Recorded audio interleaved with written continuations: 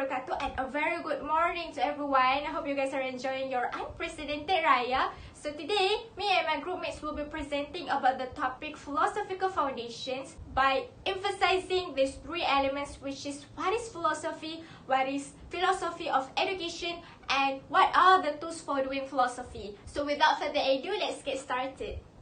First of all, what is philosophy? Let's approach the world that traces its roots back to ancient Greece 500 years before the Common Era. This was a time of intellectual movements around the world. Buddhism and Jainism were developing in Asia at the same time philosophical thought was emerging in Greece.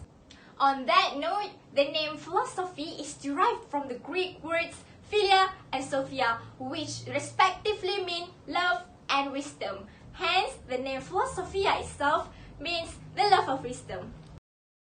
Moving on to the branches of philosophy. Do you know that you have already done philosophy and you're doing it almost every day in your life? Like you're wondering if you should date someone or deciding to go shopping at KLCC or Pavilion because you're thinking about the world and you're placing it. You're figuring out what you value and why you value it and what to do about it. Now, when you're asking about the world, you can also be asking about the nature of yourself as a citizen of the world. Like, what kind of being am I?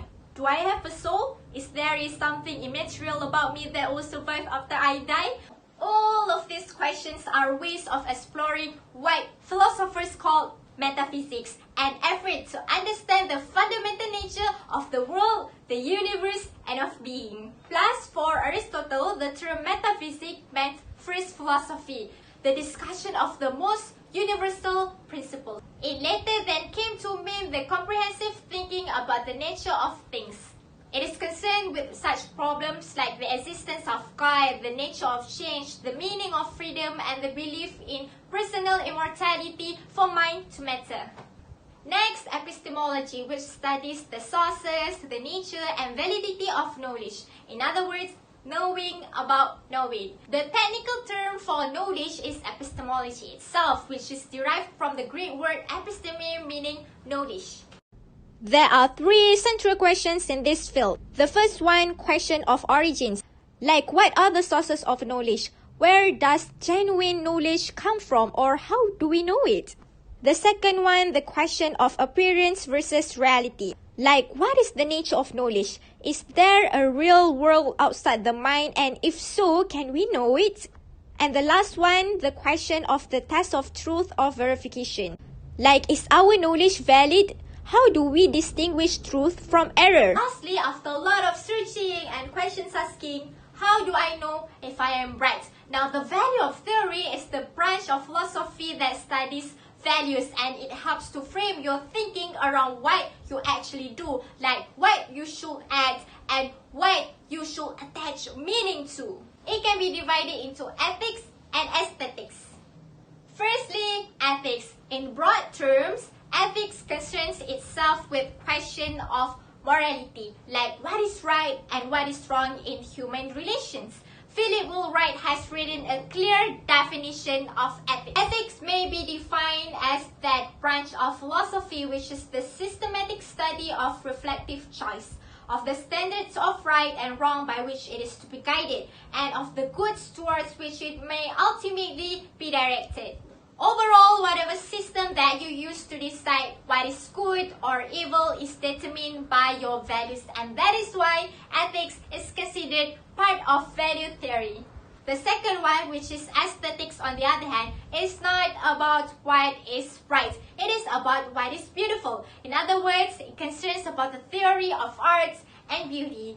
Plus, the arts and beauty are considered as a part of values because many philosophical problems involve critical judgments. Practically, the concept of beauty is being taught everywhere from the media, school of art, magazine, and it cannot be denied that there are wide differences of opinions of aesthetics and what beauty really is. Our concepts of beauty may be different from one another, but it is not because of the nature of beauty itself, but because of the varying degrees of preparations in discerning beauty.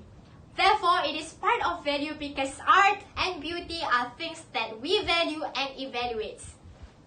Now, since we are all the future teachers, or also known as the future educative agent, let's talk about the philosophy of education, and this will be explained by Sister Husna. Assalamualaikum warahmatullahi wabarakatuh. My name is Nurul Husna Fatishuko, with material number 2013196. So I will continue this presentation about what is philosophy of education.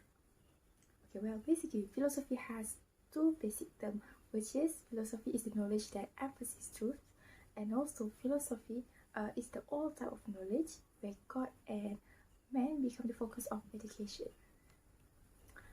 So the term education is actually come from a Latin word which is educare, which means to lead up.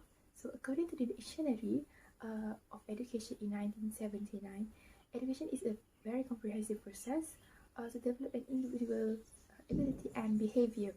So it is also a social process which provides opportunities for the individual to acquire social skills for personal development.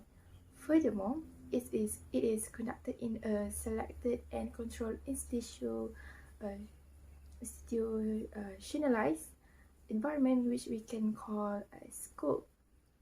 Next, the above definition is similar with John Dewey, who is an eminent educationist, which stated that education is a process to elevate man's status. School is seen as a special environment, which is the same as the school's environment.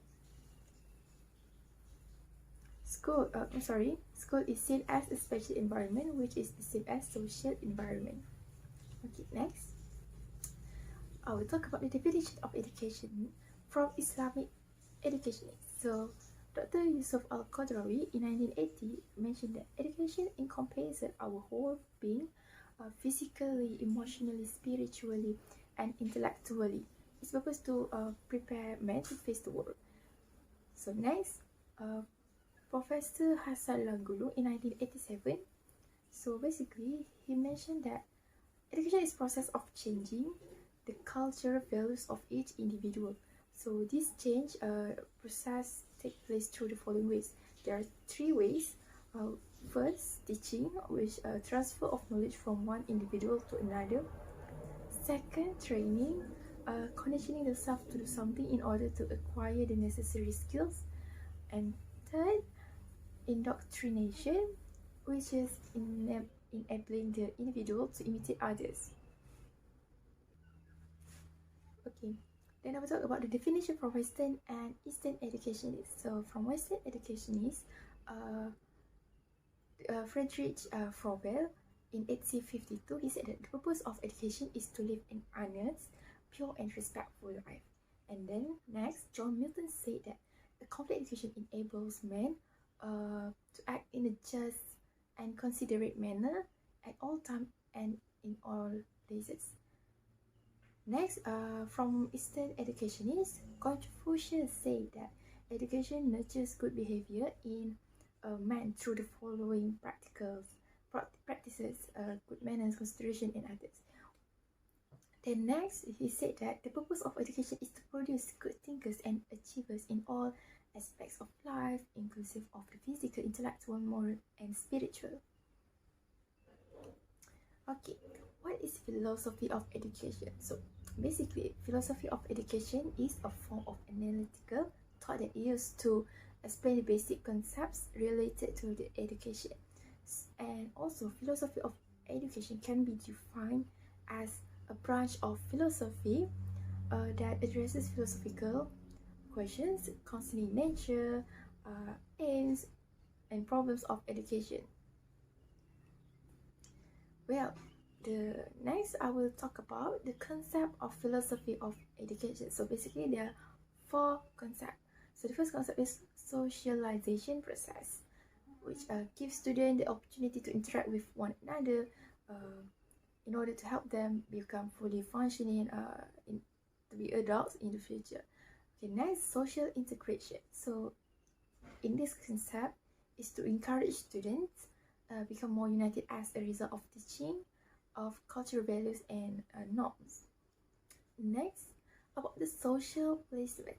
So, the school achievement is evaluated based on academic performance. So, ideally, students' academic success from the basis of social success. Okay, lastly, the cultural development, which creates and promotes culture. Okay, next, the principle of philosophy of education. So, the first one is human beings can be good if they are willing to change. This change happen as a result of contact with the teacher. So next, one's attitude towards life is a determinant for attaining happiness. Then, human being learns by observing their natural surrounding. And lastly, every human being wants to be obtained enlightenment. Basically, these are the differences between the philosophy of education and the education theories. So, well, as you can see, education philosophy has idealism, realism, pragmatism, existentialism, postmodernism, while educational theory, perennialism, essentialism, progressivism, reconstructionism, and also critical theory. Okay, next, I will explain about the Western traditional philosophy of education. So, from the aspect of perennialism, the concept is actually the characteristic of human nature, universal and fixed, and also stresses on the teaching of truth. But the goals of education is teach knowledge and universal value, which are everlasting. And lastly, about the focus of perennialism is about the curriculum, humanities and literature. But for the teacher, expect them to be expert disseminator of knowledge. For essentialism, the concept is to focus given to basic. Next, the goal is to teach knowledge and basic culture, and also to teach them the factual information. Okay, lastly, about the focus of essentialism is about the curriculum, which is basic skills such as reading, writing, and arithmetic. For Western modern philosophy of education, so from the aspect of progressivism, okay, so the concept is human beings are capable to adapting to change. Next, the goal is to produce individuals who are ready to face changes in their daily lives. And lastly, the focus in the curriculum, choice of subjects according to individual interests. So for reconstructivism, so basically, the concept is goal is a platform for building a new society, and the goal is to lay the foundation for a new cultural pattern. And lastly, the focus is to on curriculum is to social science subject. Okay. Lastly, the existentialism. The concept of this aspect is human beings are responsible for themselves. In this one, there are no goals or application. Okay. Lastly, about the focus of existentialism, the curriculum, aesthetics, and philosophy. Okay, next I will talk about the Islamic perspective for philosophy of education. So first, the Islamic perspective aims to produce students who can perform their duty as Visagiran accurately. And lastly, then it also to facilitate the students so they can learn as to acquire Allah's attributes according to one's ability, so then they can act accordingly. That's all from me. I will pass the presentation to my friend. Thank you. Assalamualaikum warahmatullahi wabarakatuh. My name is Siti Aisyah binti Sabri. Inshallah, today I will discuss about what are philosophical tools. Okay, what are philosophical tools? According to the ancient scroll by Tom Morris, philosophical tool is just an idea or set of ideas that will help you to think, feel and act in more productive and healthy ways in whatever you are doing. Okay, and here we have 8 elements of philosophical tools. First, thought experiment, logic, empirical data, understanding, concepts, argument for position, current state of affair, and questioning. Okay, for philosophical tools, I will discuss the important part only. Okay, first, questioning. Definition: questioning is a major form of human talk and interpersonal communication. Questioning method is where teachers or professors do not answer student question with direct answer. Instead, by giving them question, then can help students to provoke deeper knowledge and help them to understand the question more detail. Okay, now we have 5 principles of Socratic questioning. Okay, first, treat all thought as in need of development. And second, recognize that a thought can only exist fully in a network of connected thought. And third, respond to all answer with a further question. And fourth, seek to understand where possible the ultimate foundation for what is said or believed. And last, treat all assertion as a connecting point to further thought.